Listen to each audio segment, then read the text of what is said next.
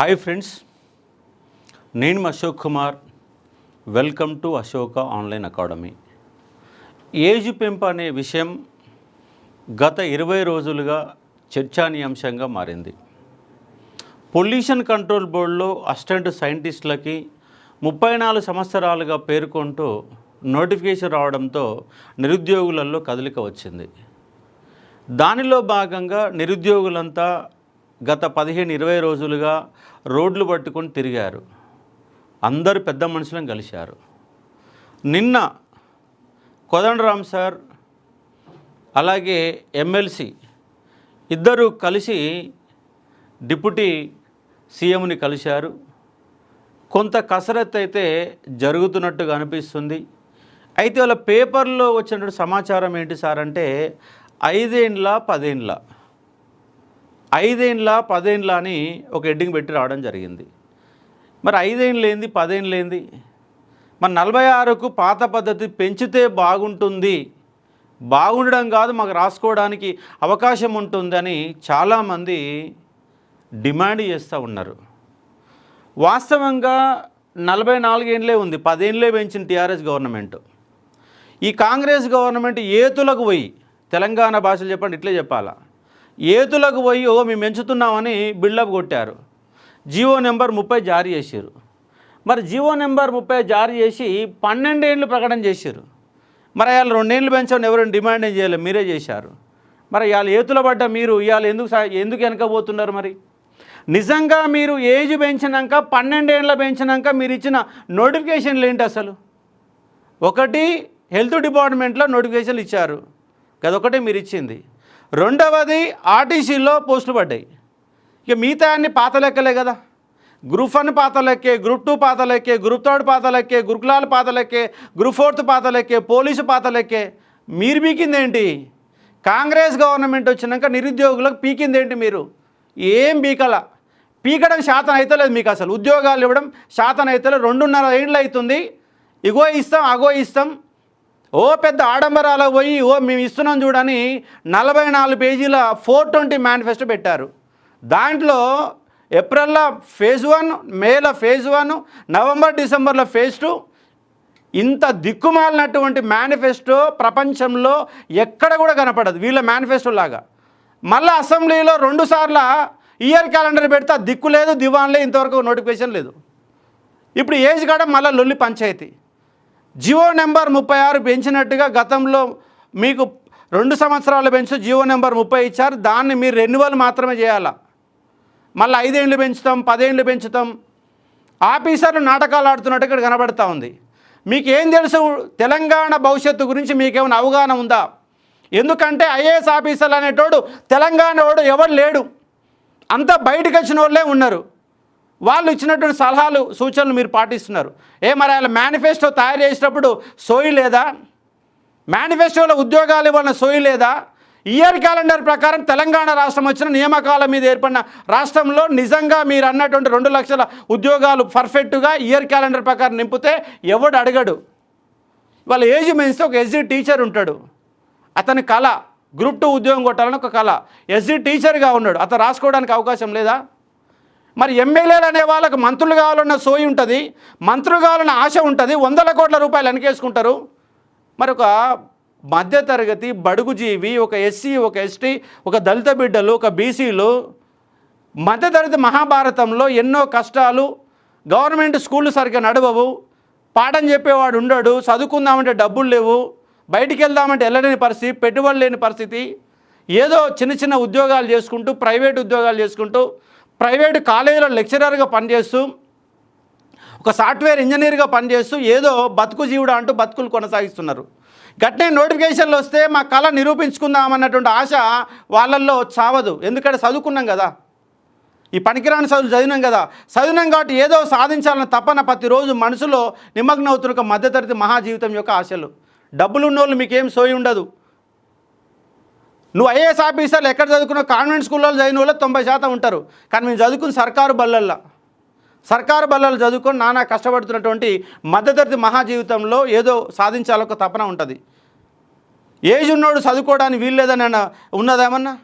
మీరు ఎన్నికలలో ఉచిత హామీలు ఇస్తారు, 2 లక్షల ఉద్యోగాలు ఇస్తాను గొప్పలు చెప్తారు. పనికిరాని జాతీయ నాయకులను తీసుకొచ్చి కాళ్ళకాడ కూసబెడతారు. ఇవాళ సంఖ నాకుంటా మళ్ళీ నిరుద్యోగులు మీ అమ్మడి చుట్టూ తిరుగుకుంటూ ఉండాలి.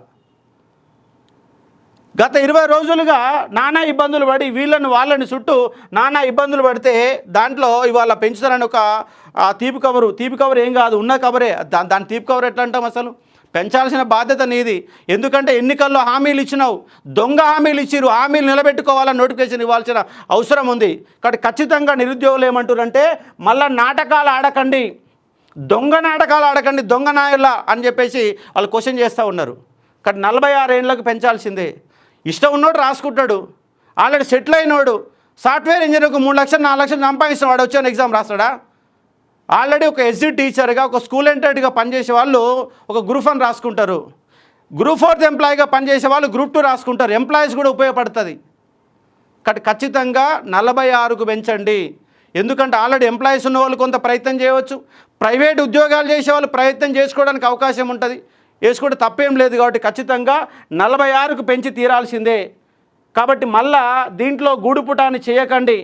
ఆ నేపథ్యంలో నా వంతుగా నేను కూడా ప్రయత్నం చేశాను. నమస్తే తెలంగాణలో వయో పరిమితి 46కు పెంచాల్సిందే అని చెప్పేసి ఒక ఆర్టికల్ కూడా రాశాను.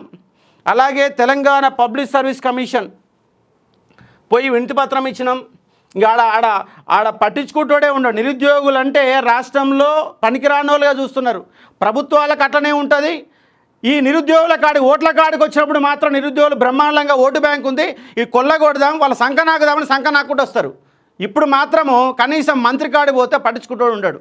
శ్రీధర్బాబు కాడి పోతే ఏదో మా నిరుద్యోగులు అసలు మాకు సమస్య కాదన్నట్టు ఆయన నిలిపోయిన సందర్భం కనబడుతూ ఉంటుంది. ఇక్కడ మినిస్టర్ అడ్డూరు లక్ష్మణ్ గారిని కలిసి మాట్లాడితే ఆయన సావధానంగా వెళ్ళినాడు, మాట్లాడినరు. సరే, రాజకీయ పెద్దలుగా కోదండరాం సార్ లాంటి వాళ్ళు కూడా ప్రయత్నం చేశారు. నిరుద్యోగులంతా పోయి ఆయన కలిశారు, ఆయన కూడా కొంత ప్రయత్నం చేశారు. అలాగే ఎమ్మెల్సీ గారు కూడా కలిసి మాట్లాడడం జరిగింది. సంతోషకరమే, వాళ్ళు ప్రయత్నం చేసినందుకు వాళ్ళకు కూడా అభినందనలు చెప్తా ఉన్నాం. కాబట్టి మళ్ళా గూడిపుటాన్ని చేయకుండా, దొంగ మాటలు చెప్పకుండా 5 ఏళ్ళు 10 ఏళ్ళు అనే కాన్సెప్ట్ కాకుండా జీవో నెంబర్ 30, జీవో నెంబర్ 42 ప్రకారం టీఆర్ఎస్ గవర్నమెంట్ ఇచ్చిన జీవో 42 ప్రకారం 10 సంవత్సరాలు పెంచారు. 10 సంవత్సరాలు పెంచితే అది 34 నుంచి 44 పెరిగింది. మళ్ళీ జీవో నెంబర్ 42 టైం అయిపోతే జీవో నెంబర్ 30 జారీ చేశారు. దీని ప్రకారం 12 సంవత్సరాలు ఇచ్చారు. దాంతో 34 నుంచి 46 వరకు పెరిగింది. కాబట్టి ఆ 46 ఇవ్వాల్సిందే. దాంతోపాటుగా కానిస్టేబుల్ ఎస్ఐ ఎగ్జాముల్లో లాస్ట్ టైం కరోనా ప్రభావం చేత ఏ విధంగా అయితే 2 ఏళ్ళు పెంచారో ఇప్పుడు కూడా రాబోయే ఎస్ఐ కానిస్టేబుల్ నోటిఫికేషన్ సంబంధించి కూడా పాత నిబంధనలే వర్తింప చెయ్యాలా. ఎందుకంటే మధ్యతరగతి ఎస్ఐ కానిస్టేబుల్ చదివేటోళ్ళు, గ్రూప్ 2 చదివేటోళ్ళు, గ్రూప్ 3 చదివేటోళ్ళు అందరూ కూడా గ్రామీణ ప్రాంతానికి సంబంధించిన వాళ్ళు, సర్కారీ బడులలో చదువుకున్న వాళ్ళు, ఆశల పల్లకులు ఊరేగుతూ సాధించలేక మదన పడుతూ ప్రతిరోజు నరకయాతన అనుభవించేటటువంటి ఒక మధ్యతరగతి మహాజీవి కోరుకున్న సందర్భం, ఒక పేద విద్యార్థి కోరుకునే సందర్భం. డబ్బులు ఉన్నోడు ఎవడు చదవడు. ఇంగ్లీష్ మీడియం కాన్వెంట్ స్కూళ్ళల్లో ఉద్యోగాలు కొట్టుకున్నోడు ఎవడు రాడు. ఎవరు వస్తారంటే మధ్యతరగతి మహాభారతంలో గ్రామీణ ప్రాంత విద్యార్థులే దీనివైపు అడుగులు వేస్తారు. కాబట్టి ఎస్ఐ కానిస్టేబుల్లో కూడా పాత నిబంధనలు వర్తింపజేయండి. దాంతోపాటు గ్రూప్ సంబంధించి తెలంగాణ పబ్లిక్ సర్వీస్ కమిషన్ నింపే ఉద్యోగాలు కానీ, డిఎస్సి ఉద్యోగాలు కానీ, గురుకుల ఉద్యోగాలు కానీ, రాష్ట్రంలో నింపే డ్రెస్ కోడ్ ఉన్నటువంటి మిగతా ఉద్యోగాలన్నిటి ఖచ్చితంగా 46 చేయాల్సిందే. చేయకపోతే సంఖ నాకుతారు. మళ్ళీ ఎట్లాగా మీరు ఎట్లా గెలవరు 100%. అది రేపు అన్ని రకాల ఇబ్బందులు పడతారు. కాబట్టి నిరుద్యోగులకు ఆశల మీద నీళ్లు చల్లే ఒక ప్రయత్నం చేయకండి. మీరు కనుక నిజంగా 2014లో ఇయర్ క్యాలెండర్ అమలు చేసి 15లో 16లో 17లో 18లో 19లో ఇట్లా వరుసగా 2026 వరకు ఏ సంవత్సరం ఉద్యోగాలు ఆ సంవత్సరం నింపితే అడిగేటోడే ఉండకపో. అసలు 2 సార్లు 3 సార్లు ట్రై చేసినా రాజురా భవన్ పక్కన వెళ్ళిపోయేవాడు. అసలు నోటిఫికేషన్లే రావు, వచ్చినా కూడా ఎప్పుడు నింపుతారు తెలియనంత గందరగోళాల పరిస్థితుల మధ్య వ్యవస్థ అనేది కొనసాగింది. రేవంత్ రెడ్డి నా పుస్తకం పట్టుకొని చదివి ఉంటే నిరుద్యోగుల బాధలు తెలిసేది. చదవలేదు కదా, చదువుకున్న వాళ్ళకైతే అర్థమైంది, చదువుకున్న వాళ్ళు కాదు.